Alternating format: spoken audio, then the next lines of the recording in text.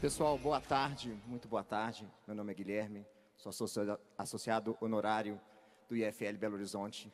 E me pediram para falar um pouquinho aqui do tema do fórum, relacionando a destruição criativa e a liberdade. Para relacionar a destruição criativa e a liberdade, a gente tem que voltar um pouco no tempo. A destruição criativa não é uma coisa inventada. Não foi o Schumpeter, o autor que cunhou esse termo, que inventou a destruição criativa. Ele apenas observou um fenômeno. E é um fenômeno que vem se transformando cada vez mais em um motor da economia. A economia capitalista, a gente pode traçar na linha do tempo, o começo do capitalismo é paralelo com o começo da Revolução Industrial. E o que houve de tão importante na Revolução Industrial? Anteriormente, vivíamos num mundo agrário. A humanidade vivia em um mundo onde a maior parte das pessoas precisava de plantar para sobreviver, precisava de caçar. E essas mudanças foram ocorrendo ao longo do tempo, com alguns períodos históricos de maior progresso, por exemplo, em Roma, durante a Pax Romana, mas nunca efetivamente tão abundantemente quanto depois do advento da Revolução Industrial e do capitalismo.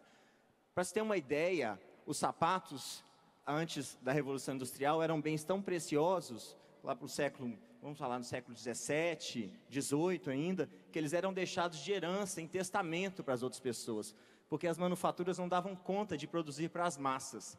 A Revolução Industrial veio para produzir para as massas, e essas massas precisavam não só ser trabalhadores, como também consumidores.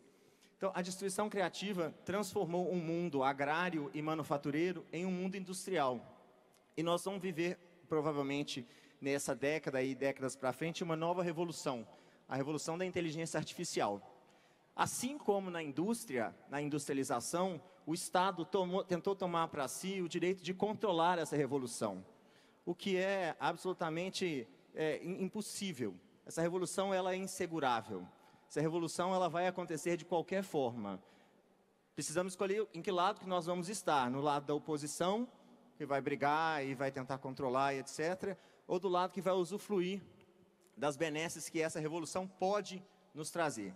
A destruição criativa, como eu disse outra vez, ela é imparável. Dentro dessa perspectiva, eu até fiz a minha camiseta aqui, né? É uma frase do livro do Schumpeter, né? Que ele fala que é o vendaval perene da destruição criativa.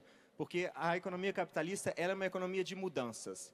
E essas mudanças, elas, por exemplo, não agradam o cenário político. Essas mudanças muito abruptas, elas não agradam as pessoas que estão detendo o poder político em qualquer época. Isso já aconteceu em outras épocas e vai acontecer também. É muito engraçado a gente ver os políticos brasileiros, em uma boa maioria, discutindo como regulamentar, o que querem regulamentar a inteligência artificial. Muitos deles não sabem nem o que é inteligência artificial, então piorou. Então, a gente tem que olhar isso assim com um certo humor, mas porém com um certo receio. E se eles estiverem querendo controlar a inteligência artificial só para si? E se eles estiverem querendo usar a inteligência artificial como mais uma ferramenta de opressão que o Estado impõe sobre o seu cidadão? E não só o Estado brasileiro, a gente precisa observar isso na ordem mundial. Então, a destruição criativa, ela não vai parar. E a destruição criativa precisa ser uma ferramenta de liberdade, de libertação, e não de opressão, e não de servidão.